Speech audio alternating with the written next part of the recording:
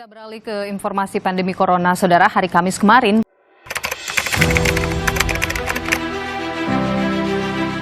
pemerintah merilis kasus positif virus corona di Indonesia bertambah 113 kasus. Dengan demikian, total keseluruhan positif corona di Indonesia berjumlah 1.790 kasus.